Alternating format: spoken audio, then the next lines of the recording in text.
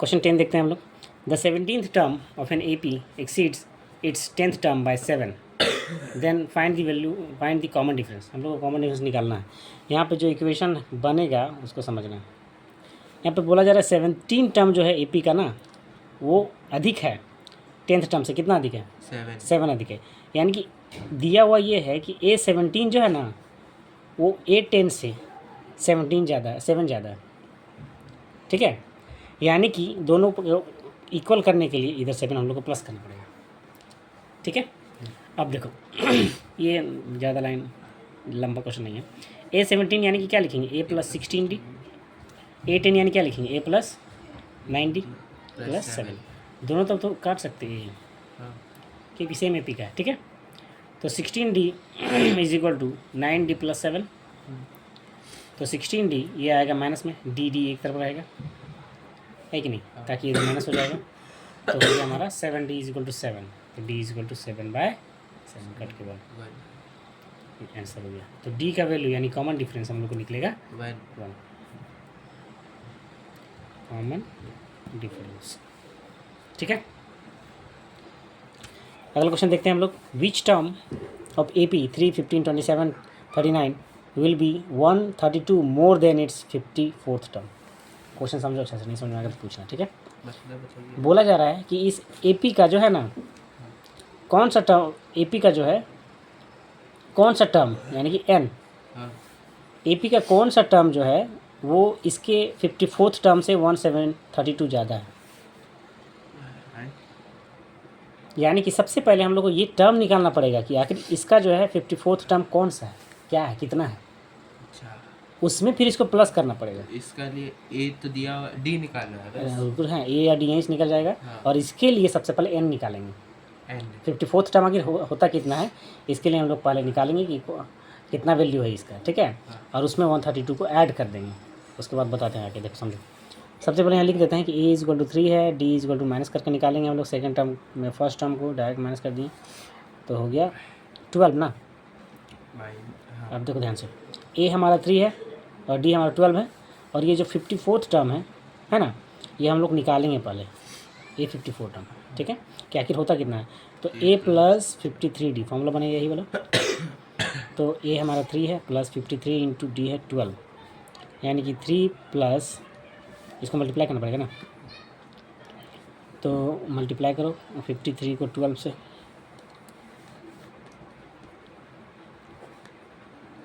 आ गया 636। ठीक है, जब इन दोनों को ऐड करेंगे तो 639 आया। कितना आया?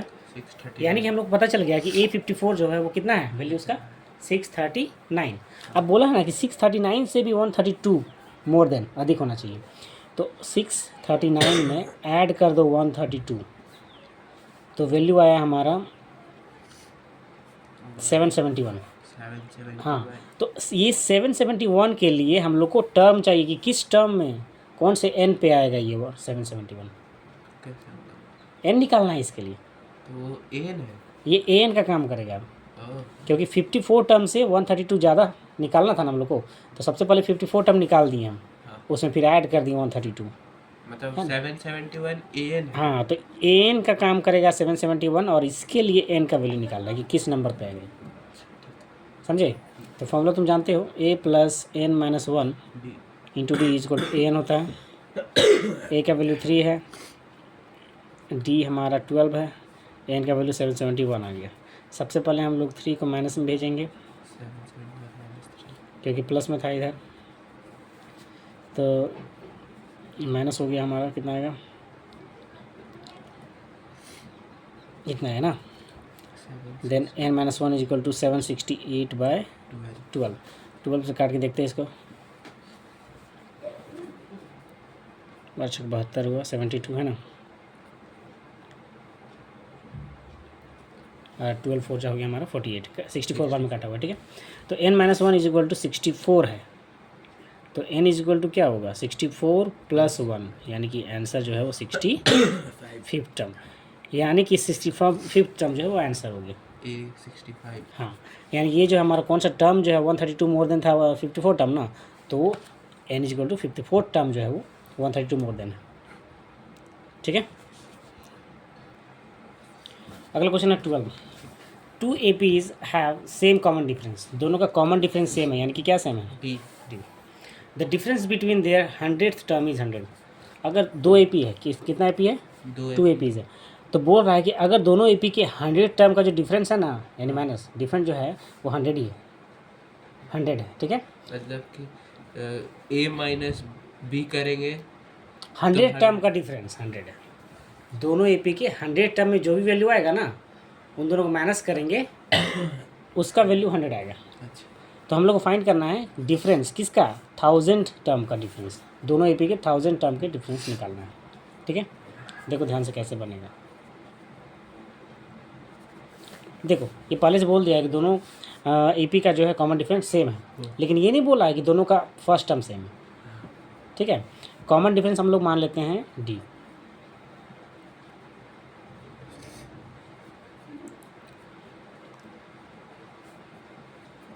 ठीक है, दोनों का है ना, common difference of both A P, जैसे लिख देते हैं। बोथ ए पी का कितना है? डी है। अब ध्यान दो, for first A P,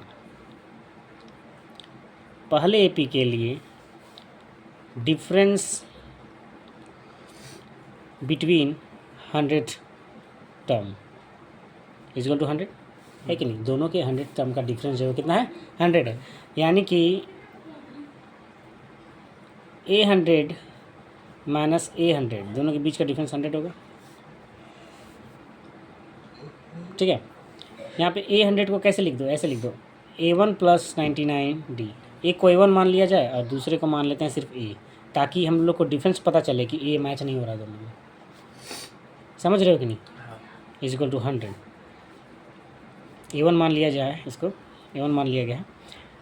sign बदलो, ब्रैकेट हटाओ, कि प्लस से माइनस हो गया, ये कटेगा क्योंकि डी कॉमन था, सेम था, हाँ ठीक है। हाँ 99। हाँ, लेकिन ये नहीं काटना है क्योंकि हम लोग ये नहीं बोला गया है कि इसमें फर्स्ट टर्म जो है वो सेम है, इसलिए तो हम लोग एक को A1 माने और एक सिर्फ A माने। तो A1 minus A is equal to value 100 आया, इक्वेशन फर्स्ट मान लिया इसको, ठीक है। दूसरा इक्वेशन खास निकलेगा। दूसरा इक्वेशन नहीं निकलेगा, इसमें डायरेक्ट सॉल्यूशन होगा। देखो हम कैसे बताते हैं। हम लोग को फाइंड करना है ना उसके 1000 टर्म का डिफरेंस निकालना है। हाँ, तो लिखेंगे डिफरेंस बिटवीन, शॉर्ट में लिखिए 1000 टर्म।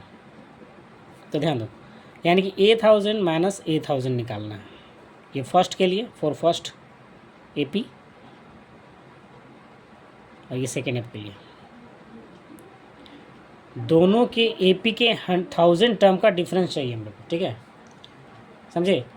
1000 टर्म का डिफरेंस चाहिए। तो कितना? तो A1000 कैसे लिखेंगे? A + 999 D, इसको ब्रैकेट में रखो, A मान लिए, इसको A1 माने, इसको A माने, A + 999 D।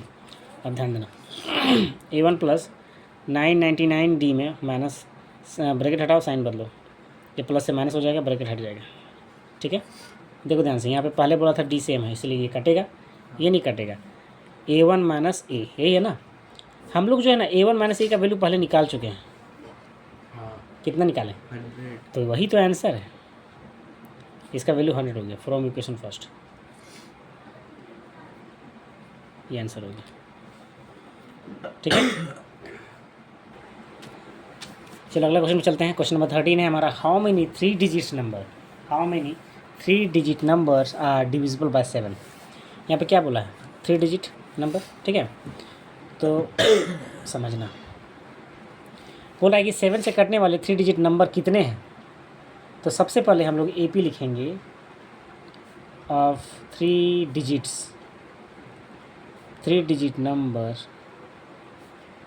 डिविजिबल बाय 7, इसका ए पी लिखेंगे, ठीक है। तो ध्यान दो, हमको तुम बताओ कि तो पहला कौन सा,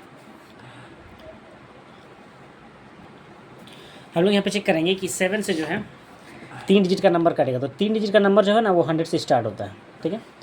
तो 100 तो 7 से कटेगा नहीं, तो आगे बढ़ेंगे, 101 चेक करेंगे, क्या ये 7 से कटता है? ये भी 7 से नहीं कटेगा, अगर आप डिवाइड करके देख लेना। 102 भी नहीं कटेगा, डायरेक्ट स्टार्ट होता है 105 से। ये पहला 3 डिजिट नंबर है जो 7 से कटना स्टार्ट होगा। कैसे?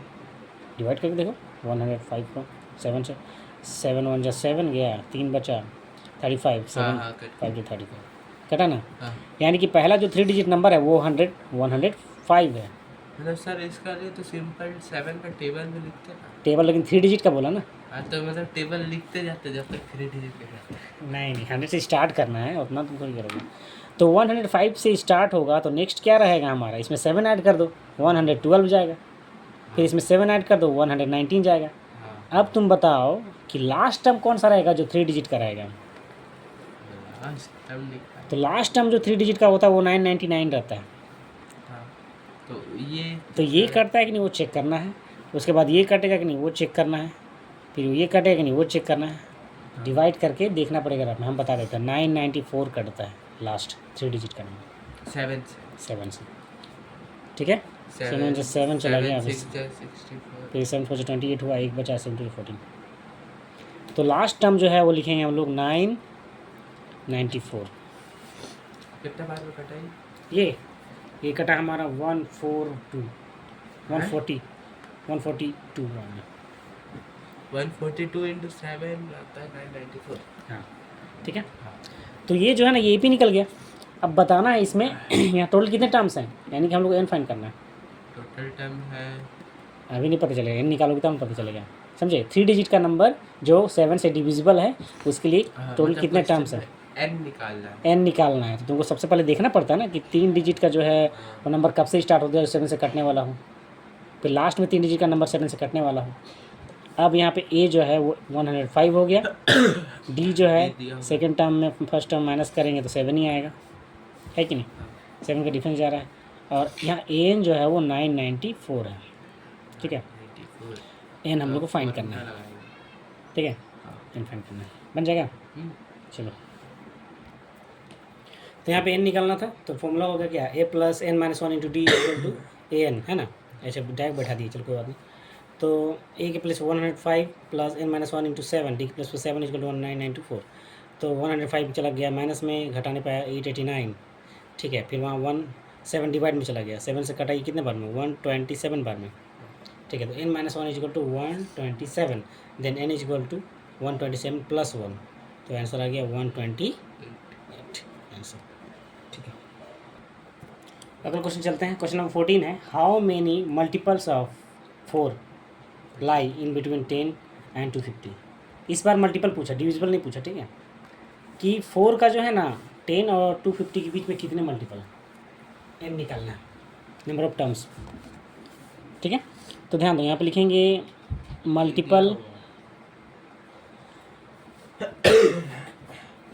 मल्टीपल्स ऑफ 4, ठीक है, बिटवीन 10 एंड 250। तो ए पी जो बनेगा सबसे पहला कौन सा कटेगा, 10 के बाद, 10 तो कटेगा नहीं, 12 कटेगा, 12 से स्टार्ट होगा वो, 12 उसके बाद क्या जाएगा 16, देन 20 डॉट डॉट डॉट। अब सुनो ध्यान से, इसके बीच का पूछा ना, तो 250 के पहले का कौन सा टर्म रहेगा जो 4 से डिविजिबल होगा, 248। क्या होगा, 248 होगा। हाँ 248 होगा। 250 के पहले जो 4 से डिविजिबल होगा, ठीक है, जो कटने वाला होगा वो मल्टीपल होगा, सॉरी डिविजिबल बोल रहे बार बार, ठीक है। क्या होगा, मल्टीपल। तो 248 जो है वो लास्ट टर्म होगा, ए यहाँ पे 12 होगा और डी माइनस करके निकालेंगे, ठीक है। सेम टाइप क्वेश्चन जो पीछे बनाए हम लोग अभी। तो ए जो है वो 12 है, समझ रहे हो ना। हाँ, डी जो है वो 16 minus 12, second time first time वो माइनस करके, यानी कि आ गया 4। ए एन जो है वो 248 आ गया, इसके लिए भी एन निकालना है, ठीक है। हाँ। चलो निकालो। तो फॉर्मूला क्या लिखे हो, A plus N minus 1 into D equal to A N, ठीक है। ए के प्लेस पे रख दिया 12, सही है। एन माइनस 1 इंटू डी के प्लेस पे 4 है, इक्वल टू 248। देन 12 माइनस में ले जाएगा, N minus 1 into 4 equal to 248 minus 12, घटने के बाद 236 आ गया। ये 4 जो है वो डिवाइड में चला गया है, 4 से कटेगा ये कितने बार, कितने लिखा हुआ है 59, ठीक है। तो N minus 1 equal to 59, then N equal to 59 plus 1 यानी कि 60। तो टोटल 60 टर्म्स है जो 10 और 250 के बीच आता है, जो 4 से मल्टीपल्स है, 4 का मल्टीपल्स है जो, ठीक है।